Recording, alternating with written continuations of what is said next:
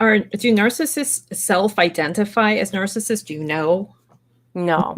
They don't. No. And in fact, Bree Bonchay, who is a licensed clinical social worker and the founder of the World Narcissist Abuse Support Day, which is actually coming up on June 1st. It's free. And she brings together all the top narcissism experts in the world. And I'm actually presenting at it this year. She put together all these statistics, which basically said that, approximately 6% of the population of the world has narcissistic, either personality disorder or narcissistic traits, which means you completely lack empathy for another person.